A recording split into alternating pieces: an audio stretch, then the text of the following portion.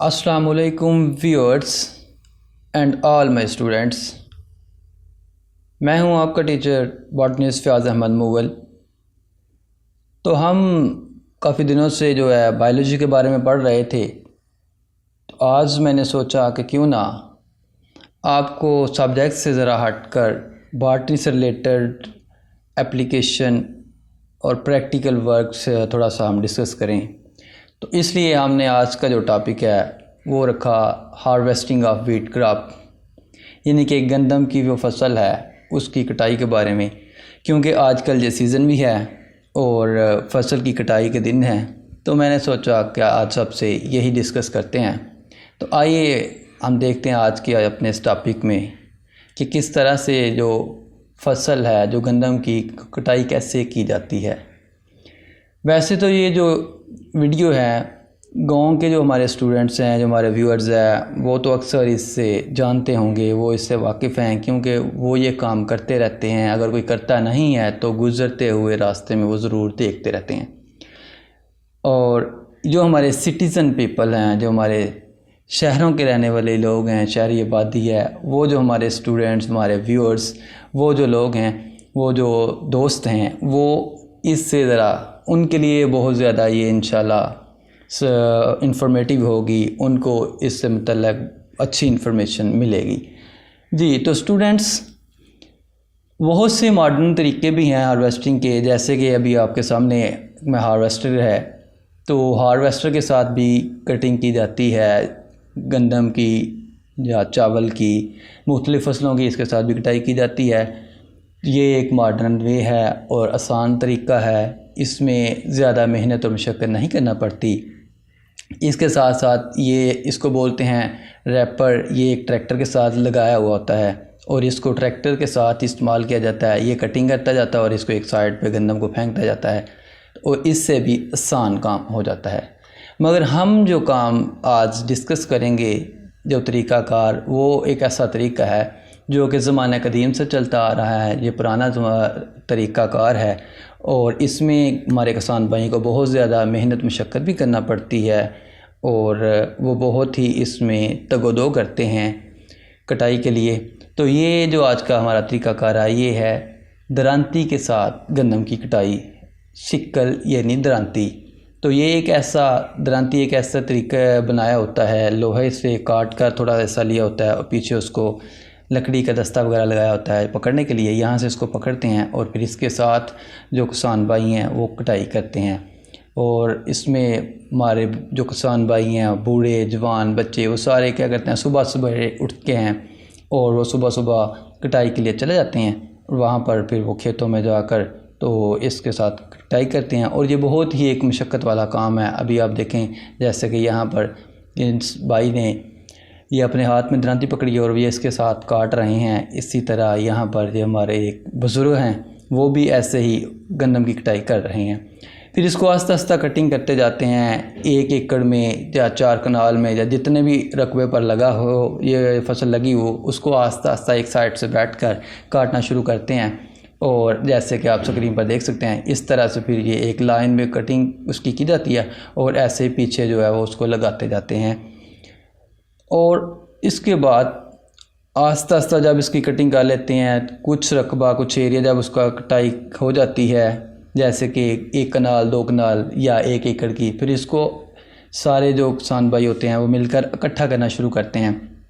ऐसे इसके गट्ठे बनाते हैं और फिर इसको इकट्ठा करके ऐसे एक रूप सा कह लें रस्सा लेके या इसके साथ जो है बोसे के साथ ये बनाए होते हैं, इन्हीं के साथ फिर वो उस सब के सब को गंदम को पकड़ के इसके अंदर इकट्ठा करते हैं और उसको बांध देते हैं। अब इसको बांधने के बाद क्या करेंगे, फिर इसको अब मशीन के ज़रिए से, इसे हम थ्रेशर बोलते हैं, ट्रैक्टर और थ्रेशर की मदद से फिर इसकी मज़ीद जो है इसकी कटाई का अमल होगा।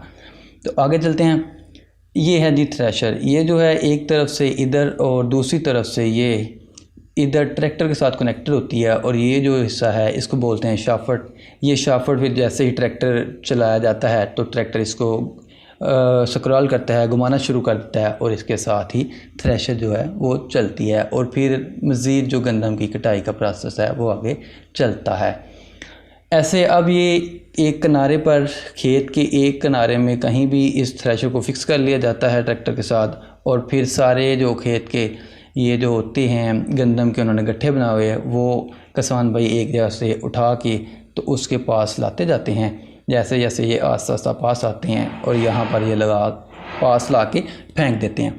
अब यहाँ पर मौजूद 2 लोग, जिनमें से एक जो है इस तरह से इन गट्ठों को खोलता जाता है और एक साइड पे निकालता जाता है, और दूसरा जो शख्स होता है, जैसे ये आपको नज़र आ रहा है, ये क्या करते हैं, उन गट्ठों को उठा के उनमें से थोड़ा थोड़ा लेकर उनमें थोड़ी थोड़ी गंदम उठाएंगे और इसको अब थ्रेशर के अंदर डालना शुरू करेंगे। यहाँ पर थ्रेशर का एक जो हिस्सा है ओपन होता है, इसके अंदर जो है वो डालते जाते हैं, और ये फिर अब थ्रेशर के अंदर जाकर इसका प्रोसेस होना शुरू हो जाता है। जब ये थ्रेशर के अंदर हमारी गंदम चली जाती है तो फिर ये आगे थ्रेशर के अंदर जाने के बाद इसमें 2 तरह के 2 प्रोसेस में होते हैं। तो वो 2 प्रोसेस के बाद एक तरफ जो है वो भूसा निकलता है और दूसरी तरफ जो गंदम है, जो बीज होता है, जो दाने हैं, वो निकलते हैं। तो यहाँ पर एक और आपको मालूमात देते जाएँ, ये आपको एक नज़र आ रहा होगा, इससे जो आप कहते हैं स्टूडेंट्स, इसे कहते हैं कैन, और ये जो ऊपर है इसे हम कहते हैं, ये कैन है, और यहाँ पर हमारे पास ये है कीफ। इसको जो है एक्स्ट्रा डीज़ल यानी कि एक्स्ट्रा ऑयल के लिए इस्तेमाल किया जाता है। फ़र्ज़ कर गए अगर खेतों में गाड़ी लेकर गए हैं, वहाँ पर डीज़ल ख़त्म हो जाता है, गाड़ी का ऑयल ख़त्म हो जाता है, तो फिर क्या करते हैं, ये कैन की मदद से वहाँ पर पीछे जो है ऑयल लेकर जाते हैं और इसको इस तरह से जो है वो गाड़ी को फिल किया जाता है। पहले जो है ये लोहे के होते थे और काफ़ी ख़ासे वज़नी होते थे, लेकिन अब जो है ये प्लास्टिक में आते हैं और थोड़ा इजी हो गए जी। तो स्टूडेंट, अब वो गंदम जो हमने उसके अंदर थ्रेशर के अंदर डाल दी, तो वो अब थ्रेशर के अंदर उसका प्रोसेस होगी।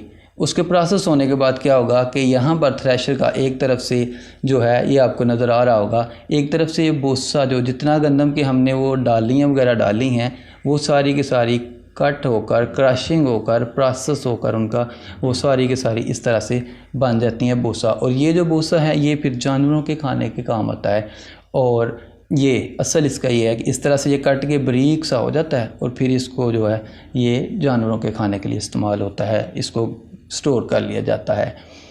तो दूसरी तरफ से यहाँ से अब ये आपको वाज़ह तौर पर नज़र आ गया, यहाँ से थ्रेशर में से वो भूसा निकल रहा था, और अब यहाँ से ये दूसरी तरफ से यहाँ से अब गंदम जो है, जो गंदम के बीज हैं, जो दाने हैं, वो थ्रेशर के बैक साइड से बाहर निकलना शुरू होते हैं, बाहर आना शुरू हो जाते हैं। अब जैसे जैसे ये आएंगे ये फिल होता जाएगा, और फिर जब ये मुकम्मल तौर पर फिल हो जाएगा तो इसको उठाकर फिर आगे मुख्तलिफ़ किस्म के बोरों में इनको पैक कर लिया जाता है। और जब इनको पैक कर लेते हैं तो इनको इस तरह से कीरे लगा के बांध लिया जाता है या इनको सिलाई कर लिया जाता है, और फिर इनको मुख्तलिफ़ तरीक़ों से स्टोर कर लिया जाता है।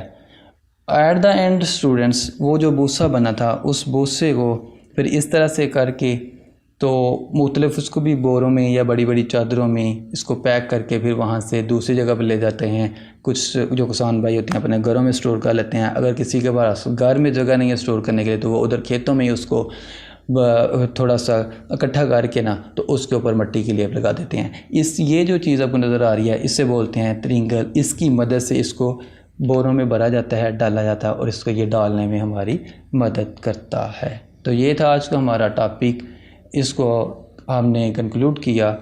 तो उम्मीद है आप सबको ये पसंद आया होगा, आपके लिए इन्फॉर्मेटिव होगा इंशाल्लाह। स्टे ट्यून्ड, स्टे ब्लेस्ड, अल्लाह निगहबान। आखिर पर आप सबसे सिर्फ इतनी गुजारिश करूँगा कि ये जो गंदम है, ये जो आटा है, ये जो हमारे घरों में बनता है, जो हम खाते हैं खाना, इसका हमारे तक पहुंचने में बहुत वक्त दरकार होता है, बहुत मेहनत हमारे किसान भाई करते हैं। और आपसे यही दरख्वास्त है कि इसको प्लीज़ ज़ाया ना किया करें, और अगर किसी के पास कुछ थोड़ी मकदार में खाना बच भी जाता है तो उसको कम से कम नालियों की नज़र ना करें, उसको नालियों में ना फेंकें, बल्कि अच्छे तरीके से किसी को दे दें, या अगर आप नहीं किसी को दे सकते, कोई नहीं लेने वाला, तो उसको अपने घर की छत पर परिंदों को डाल दें।